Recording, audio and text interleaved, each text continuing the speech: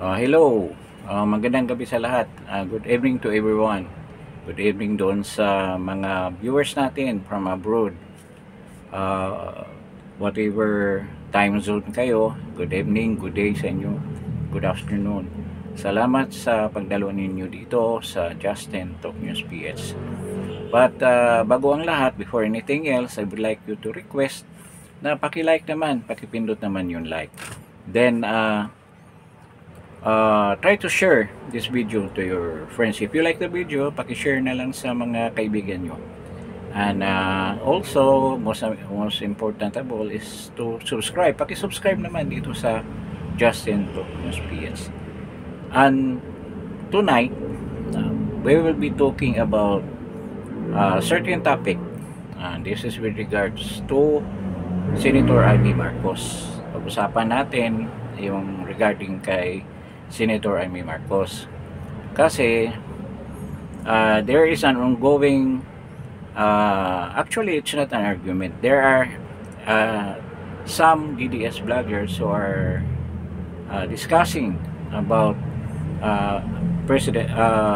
Senator Amy Marcos doon sa mga actuations niya in the last couple of days, especially what she had shown doon sa committee inquiry, Senate inquiry sa committee niya on for foreign relations. So, if you have witness sa performance niya on those Senate hearing, meron na kayong idea kung anong dapat natin i-discuss. Kasi yung ongoing discussions with the DDS bloggers and supporters of President Duterte and VP Sara, dahil nga maraming nagsasabi na tilang pumapanig si Senator Amy kay President Duterte at of course kay President Sara. So maraming nagdi-discuss kung authentic ba ito o hindi ba ito authentic, ano ba talagang intention ni Senator Amy dito sa mga ginagawa niya dyan sa Senate hearing about the kidnapping of President Duterte. So yan dyan mag-i-evolve ang ating pag-uusapan sa gabing ito. Unang-una, ang tanong ko nga dyan sa thumbnail ko, sa topic ko, sinasabi ko dyan na dapat ba o hindi dapat iboto si Senator Amy this coming elections, kasi she is an re-electionist under the alagang alyansa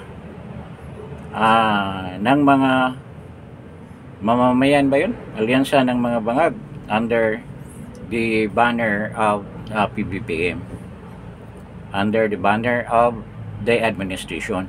So but lagi niyang sinasabi na independent siya, na humihiwalay na siya sa alyansa. Actually dinisregard siya or kinick out na siya ng kanyang kapatid. So dyan mag-i-evolve nga, paulitin ko ang discussions natin, kung dapat ba o hindi dapat iboto si Senator Amy this coming senatorial elections. So i-discuss natin yung mga points. Ang una nating i-discuss, kung dapat ba siyang iboto. So dapat, so ano bang mga puntos na magkumbinsi sa mga Duterte supporters, mga DDS at yung mga voters na pro Duterte, na isama siya doon sa senatorial lineup ng PDP Laban. So direksyon na natin, i-add siya doon sa, kasi the candidates of President Duterte are only 10, kaya nga Duterte 10 senatorial candidates. So may dalawang bakante. So nakikita natin yan na pwede siyang ilagay dyan kung karapat dapat siya na isama dyan sa but that of course hindi yan official. O, dito lang yan sa mga butante.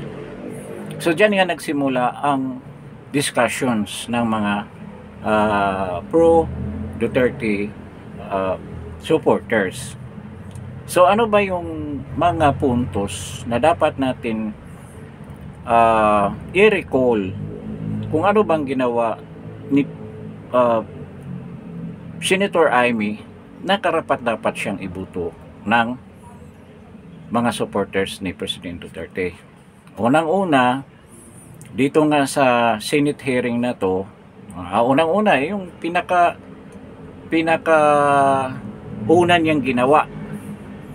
So una niyang ginawa, as far as I can remember, yung pagtutol niya doon sa AKAP. I think yun ang una na tumutol siya, nagkaroon pa nga ng investigation, umabot pa sila ng Mindanao, nagpatawag sila ng investigation doon, kasama pa si Senator Bato with regards to yung pamimigay ng AKAP. So wala akong nalaman, kasi in aid of legislation nga lagi ang ano nila, ang intention nila para maka-craft sila ng isang batas para mapigilan ang mga ganyang practice, which is I think they found it very irregular na ang government will focus on an ayuda program. So yun ang intention, but so far wala akong nakikitang mga legislation na are intended for that purpose. Kasi tapos na yung hearing, wala namang siyang, I don't know kung meron ba siyang bill na sinabit dyan sa Senate for discussion sa plenary or discussion sa loob ng committee ng ano bang committee ang under yung pagmimigay ng ayuda. So yun ang una. So there was no concrete action with regards to the issue of AKAP. Pangalawa, ito mga good points na ginawa niya. Pero nag-comment kaagad ako doon sa anong kinahinatnan doon sa sinuportahan niyang investigation. What I mean is that she initiated the investigation. Di positive sa kanya yun. Then second, yung pagsiwalat niya doon sa People's Initiative. May inimbestigahan pa nga dyan na proponent daw siya doon sa People's Initiative na isang taga Dasmariñas Village na may pera. Sabi nila siya daw ang nagbayad lahat. Parang ganon. Then yung during the investigations, talagang there was a resounding appreciation sa ginawa niya. Kasi parang siya ang pumipigil na matuloy yung move na yan to amend the Constitution, lalo na yung provision on term extension. So parang plus din sa kanya yun dahil nasisiwalat niya na there was a plan na talagang galawin ng administration, particularly Martin Romualdez, ang Constitution natin. That will ultimately lead the appointment ng Kongreso or magkaroon ng convention to change the form of government into a parliamentary one that will lead into the appointment or election of Martin Romualdez as Prime Minister of the Philippines. Kasi after changing the form of government, they will appoint a Prime Minister. Yun ang plano nila. At ito ay napigilan sa pag-expose ni Amy Marcos sa grand plan ni Tambaloslos. Of course, si BBM kasama na rin doon sa plano na yan. So, ito yung mga bagay na major na mga moves na nagawa ni President Amy that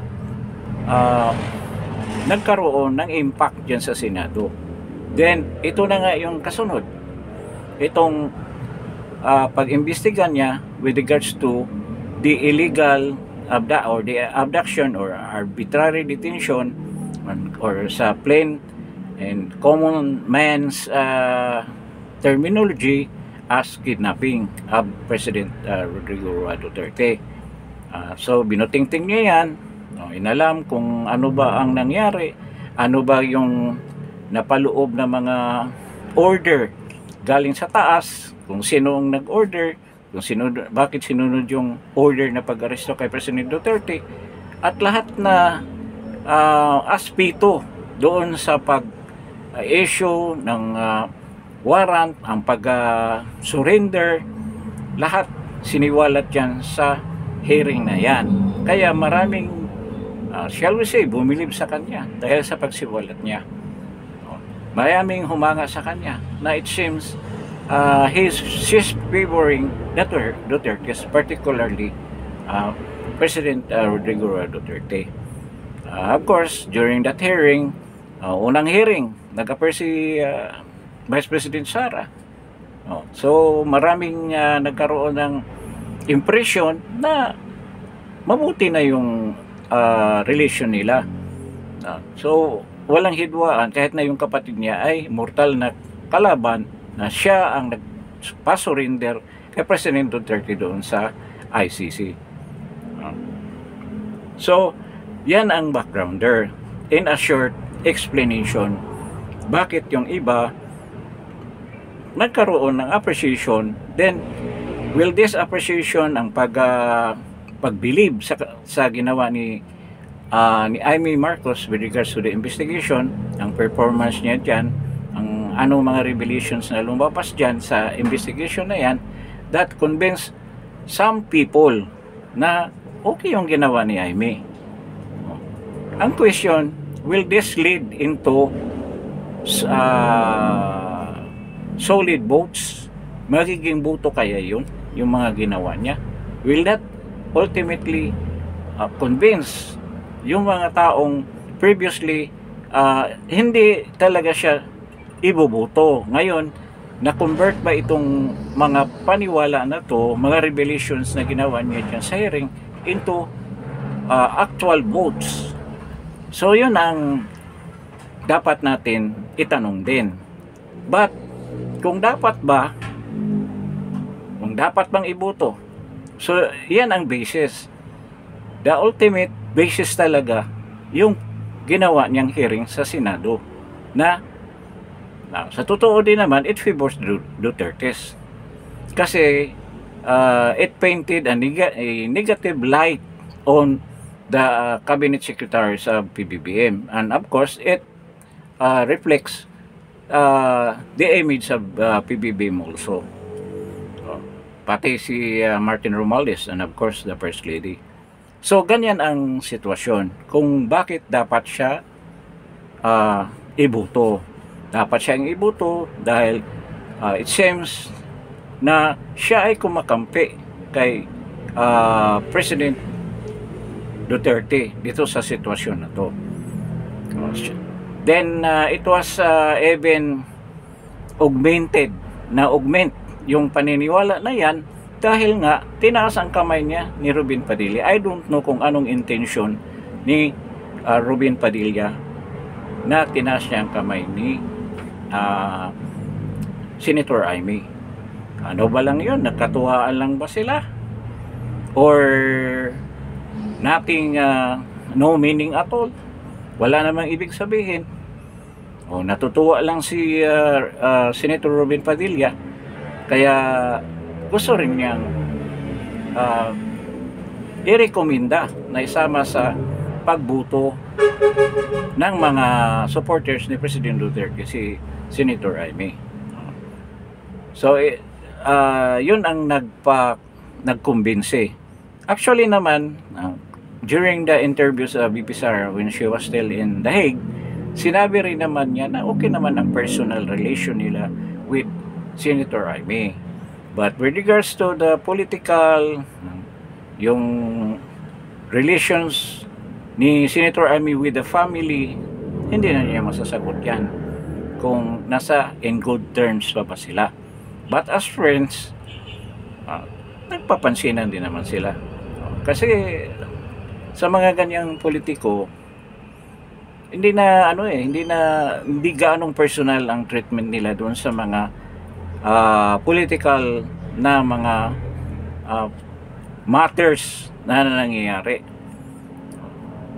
Sometimes siniset aside nila kasi they have a deeper understanding kung ano ba talaga ang nangyayari sa political situation like what had happened to President Duterte. So, yun ang nakita ko mga puntos na nakuha ni Senator Amy na dapat siyang iboto kung meron mang mga isang section dito sa mga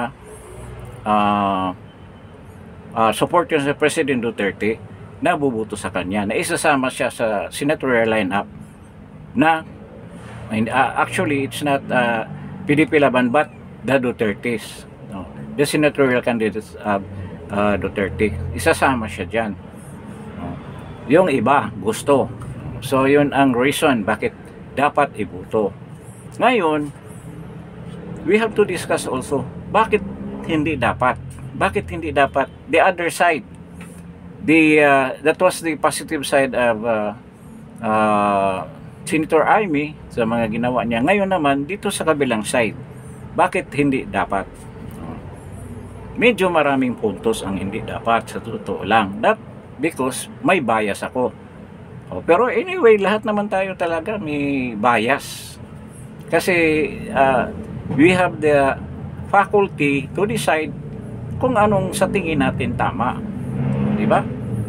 This is a free country, this is a democratic country, everybody is entitled to her or his own opinion na sa tingin niya ay beneficial to him and to everyone. So ito, unang-una, ang pinaka laging naririnig mo talaga kay Senator Amy, yung hindi nila pagbigay ng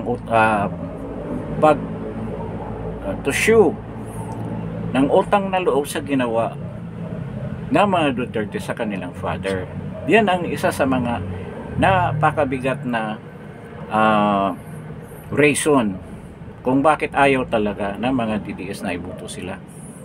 Imagine pinalibing ang kanyang ama na ilang taon na nakabinbin doon sa Lawag, doon sa bahay nila sa Lawag, naka-refrigerate yung katawan para ma-preserve. Then here comes a president after a number of presidents na ayaw nila for political reasons, dahil nga maraming magagalit, lalo na yung mga liberals, magagalit yun kung ituloy ang paglibing ni President Ferdinand Edralin Marcos Sr. sa libingan ng mga bayani, dahil hindi nga daw siya hero. But ang argument ni President Duterte, he is a president, he was once a president of the Philippines, at sundalo rin siya. Whether he is a hero or not, merong mga conditions o merong mga qualifications na qualify sa kanya na ilibing sa libingan ng mga bayani. So yun ang reason ni President Duterte. So sinunod lang niya ang batas.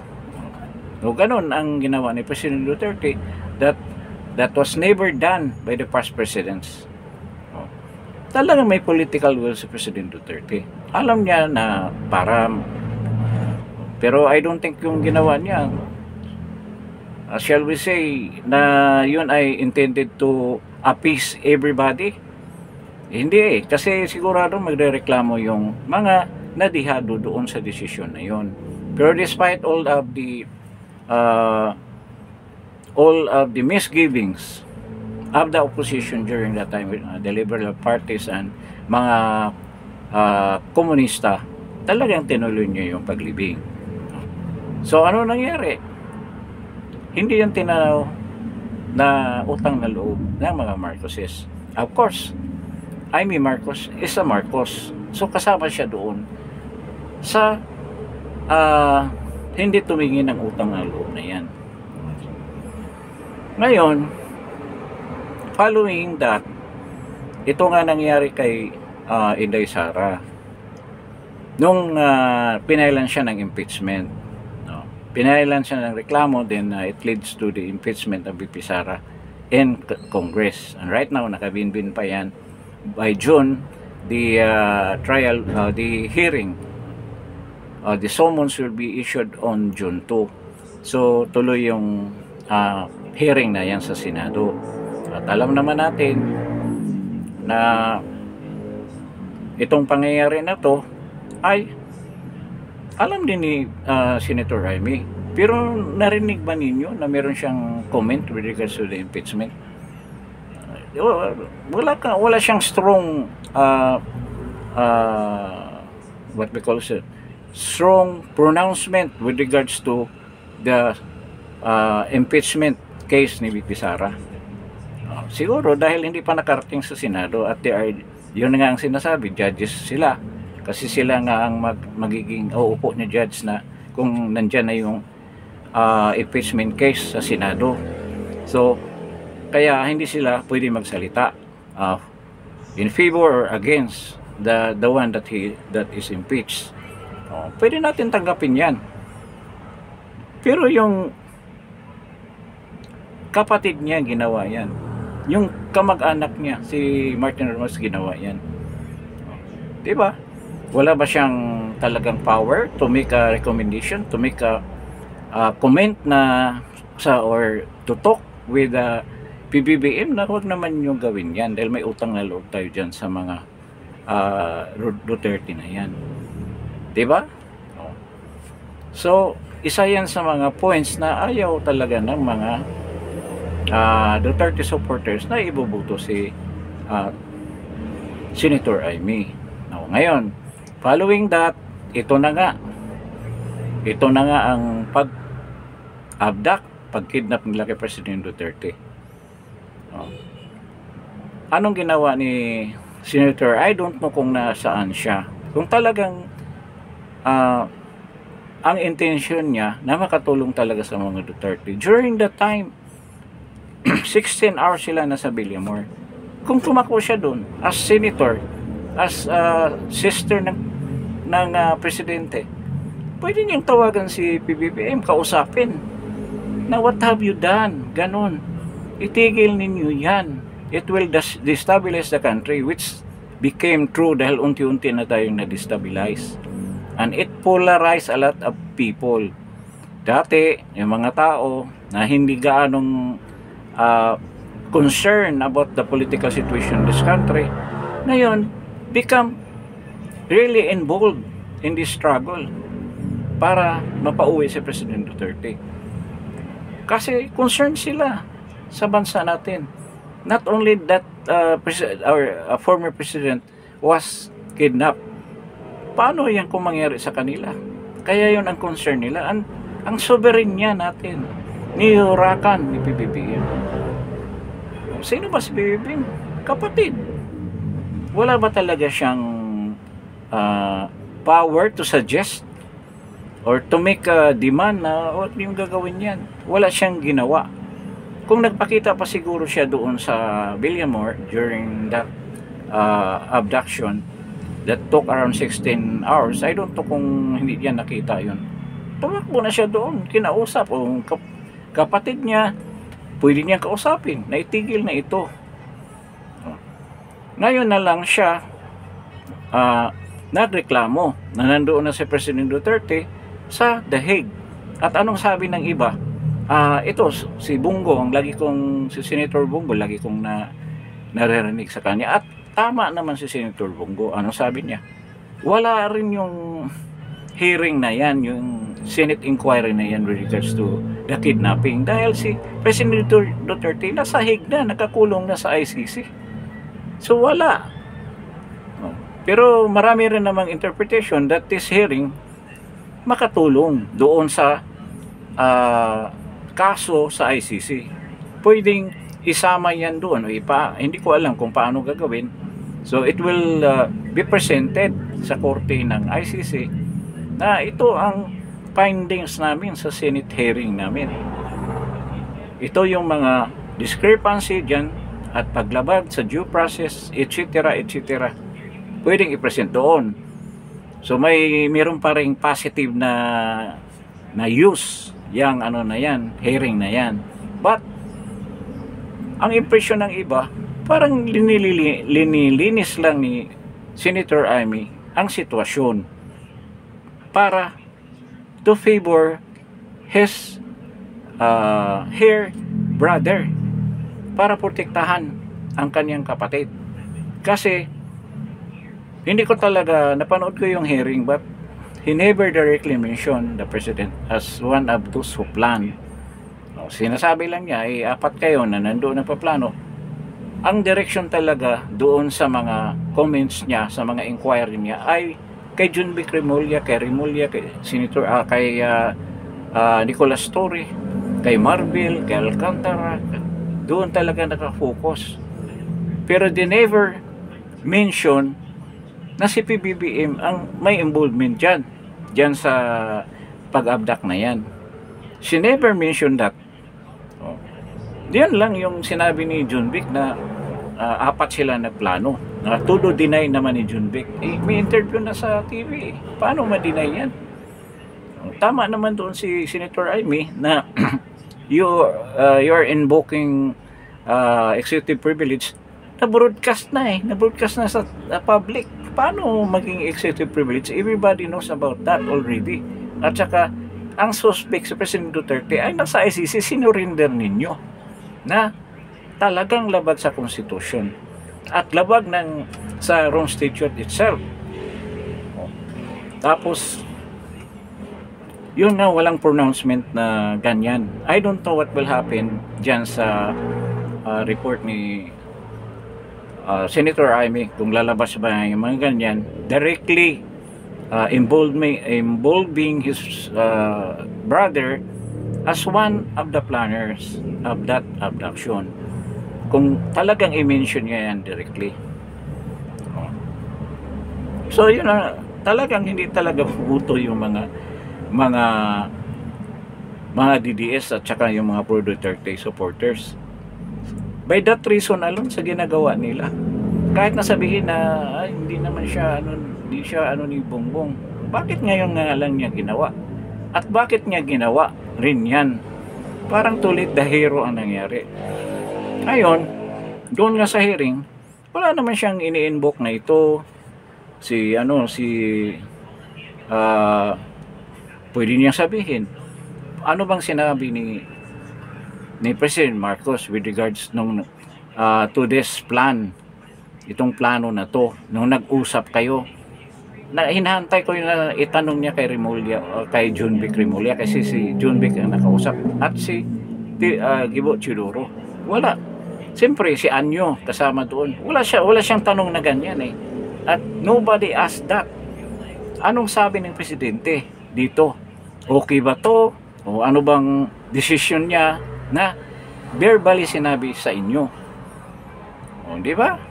Wala diyan sa hearing. I don't know kung mag-hearing pa, kung sasabihin na ba niya yan.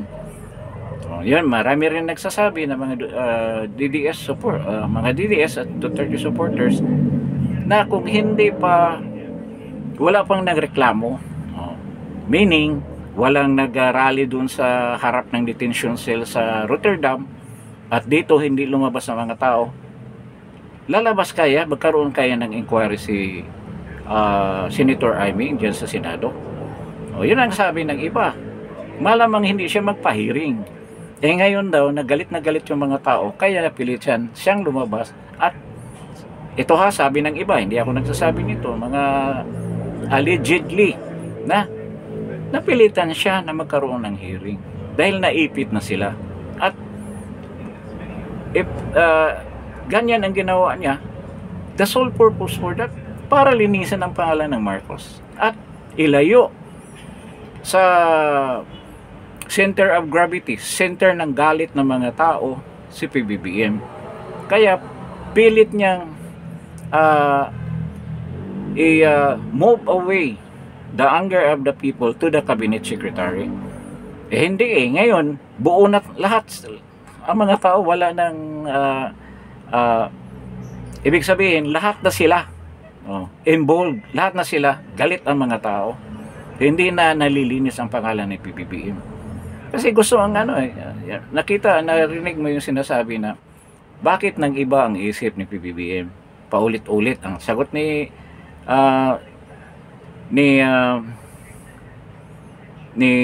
DOJ Secretary Remulla, ganun naman talaga ang tao. Minsan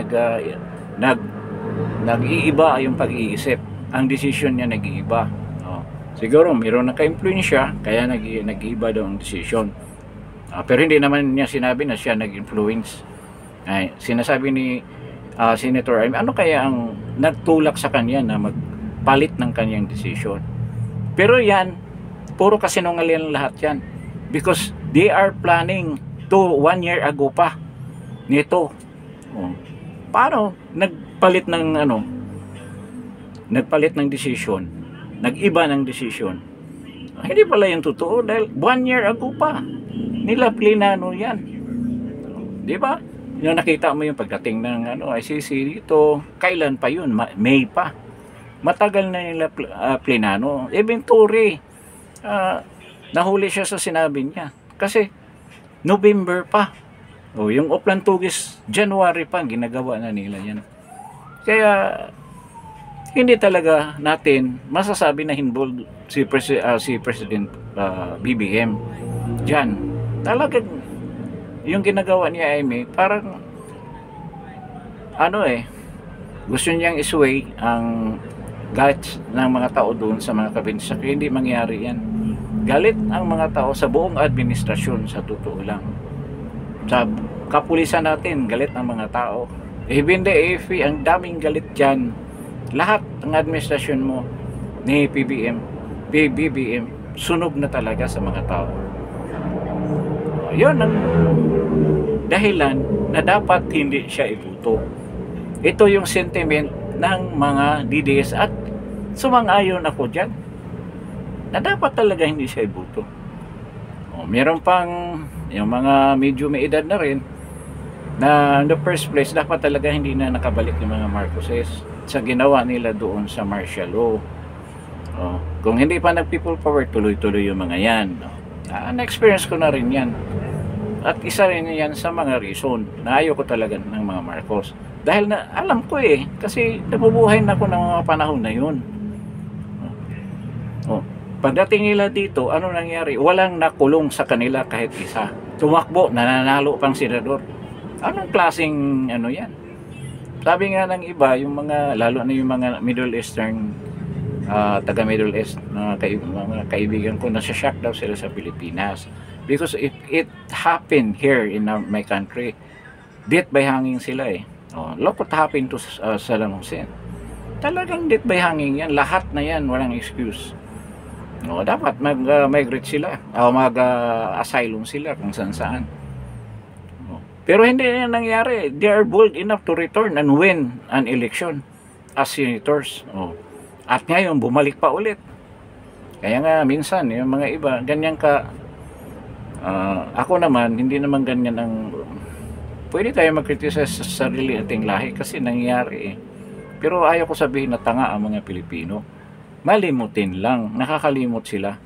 Madali sila makalimot kung ano ba talagang nangyayari noon sa bansa na to.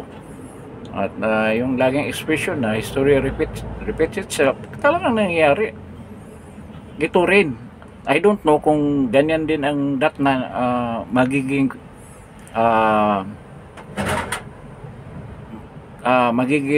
decision ng mga tao na talagang i-osip President BBM. I don't know kung ano mangyayari dyan.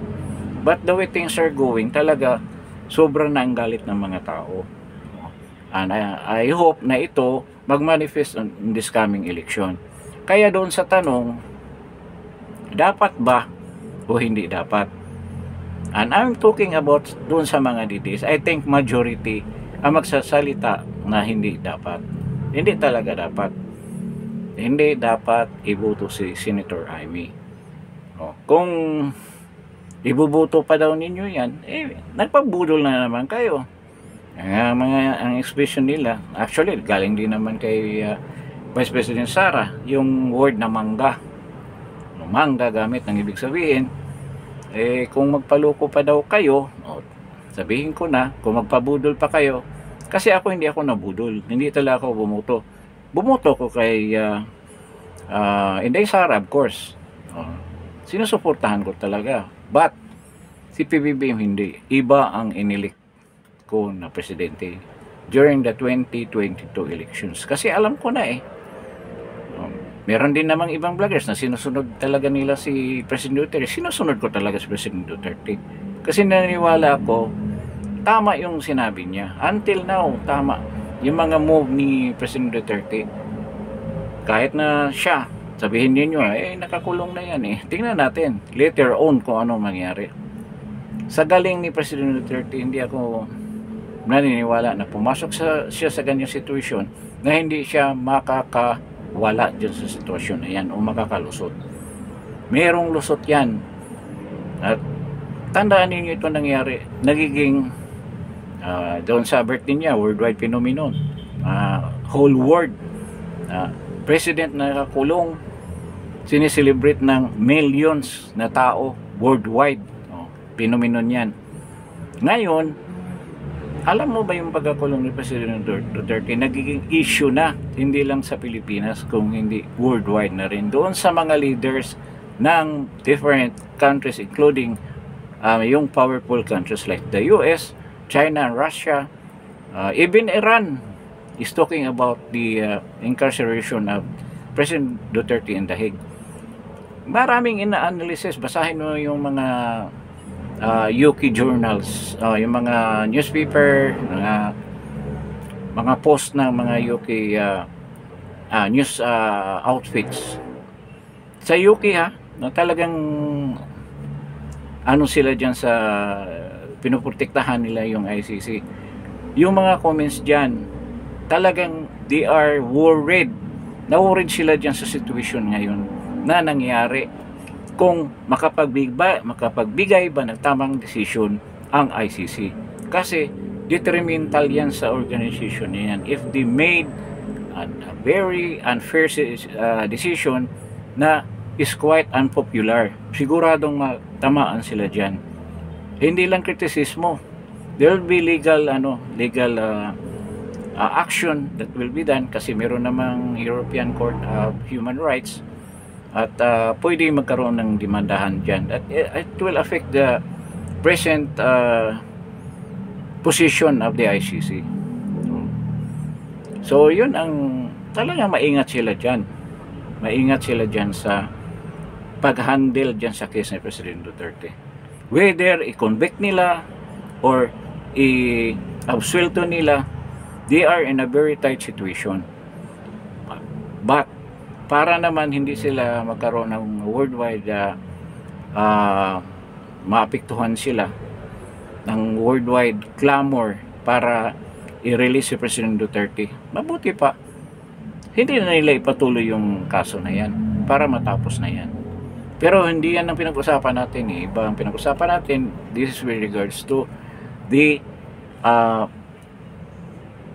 question kung dapat bang iboto si Senator Amy ng mga supporter ni President Duterte. Kung kayo meron kayong ibang idea, i-comment ninyo sa comment section ng channel na to. This is a channel na hindi ako nami-personal. You can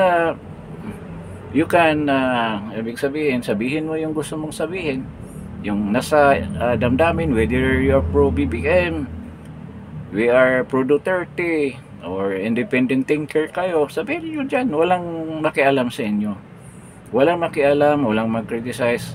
Pwede yung ibang nagko-comment kayo, pero from me, hindi ako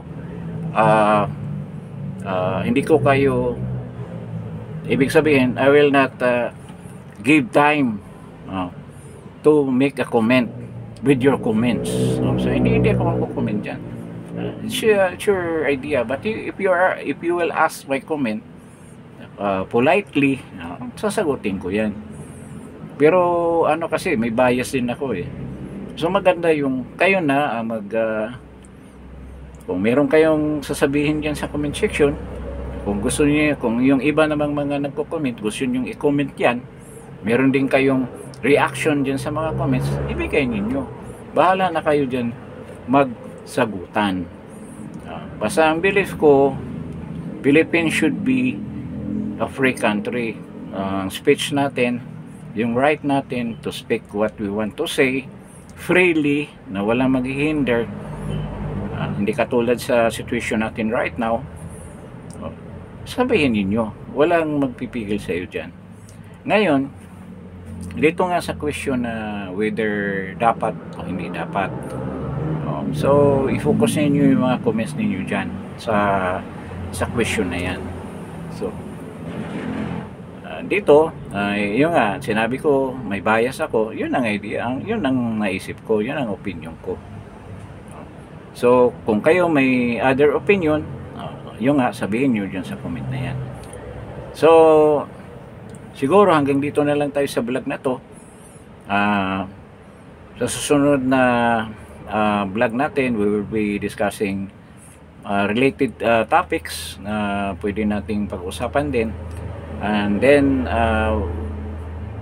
because here in Justin Talk News Speech, we discuss issues and we react to issues and latest news dito and mga events na nangyari that are political.